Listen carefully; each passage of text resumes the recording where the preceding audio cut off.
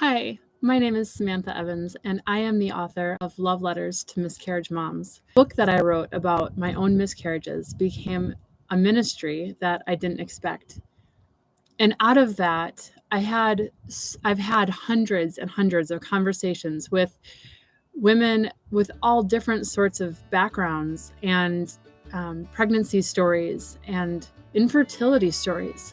And I think that the infertility stories and the transparency that infertiles, as they refer to themselves, have had with me has been probably the most surprising and the most eye-opening just perspective that I have gained. Because unfortunately, infertiles have this name that they've developed for themselves. They turned the adjective infertile into a noun and an identity. And that, it breaks my heart. And so I've just been able to talk to women across the entire spectrum of pregnancy. There are some women who never experienced miscarriage. Miscarriage only happens to 25% of pregnancies. So the majority of women don't know what child loss is like. And then there are women who experience miscarriage and are never able to carry a child to full term. I was able to carry children to full term, so my story is a little bit different there. And then there are infertiles who are unable to conceive, and their story is different. When I talk about having babies in heaven, they don't get to say the same thing. And that perspective broke my heart. So when I talked with my editor about writing a new version, I wanted to include something in the new version, the second edition, 10-year anniversary edition, for women who were infertile. And Scotty and I had hoped to release the book by Mother's Day. I had a hard copy in my hand about a month ago. I was reading the book with the instructions, the explicit instructions, proof only, Sam. There will be no rewrites, only proofing. And I read it, and as I read it, I realized, oh no, there is a section missing. I had interviewed a woman who is infertile, and it was a really powerful story, and I realized it wasn't in the book, and it was supposed to go in as part of the infertile chapter, and it didn't make it in.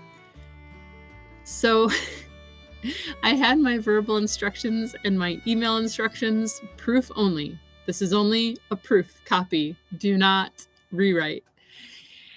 And I had to email the editor, and I said, so here's the deal. There's this section missing. And with the email, I sent an edited version of the story. So in order to not have to reformat the book and redo the whole thing, there's a word count, basically a line count of text. And so if I could fit chunks of this woman's story into a couple different chapters, then my editor wouldn't have to do a rewrite. So I did all that work ahead of time. I'm like, here, if you delete this word and this word, then this will push this to one line instead of two, and we'll have room for this chunk of the story. And I sent her my suggestions for the edits so that we wouldn't have to do a rewrite. And I sent her the story in its entirety. And she said, oh, Sam, this story that you wrote is way too powerful to chop into pieces. It's going to be its own chapter in the book. And so that's the update with Love Letters to Miscarriage Moms. That's why it's not going to be out by Mother's Day. But in thinking of all of this, and in thinking about infertiles and all the struggles they face and the demons they face, I wrote a poem. I wrote something for infertiles this Mother's Day because you have been on my heart and you are loved, and I want you to know that.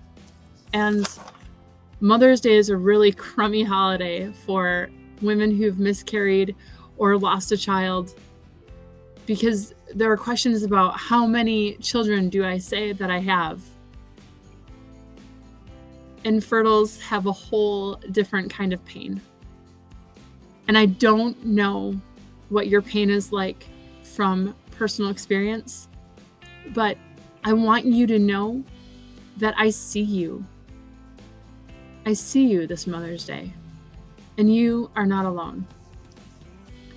I named the poem Mother, adjective, verb, and I'm dedicating it to infertiles who changed an adverb into a noun. You are more than your identity as an infertile woman, and I need you to know that. If you've ever attended a recital or game, or concert or contest, or cheered someone's name, if you've ever chauffeured, corrected, or surrendered your change, then you are a mother by any other name. The earth is sweeter because you bloom it. This world is your womb. With grace you groom it. Let these words validate you with reverent perspective, the truest of truths. You are worthy. You are loved. Your hope in action. You are enough. For your selfless gumption, I cheer out your name. Dear infertile, you are honored this Mother's Day.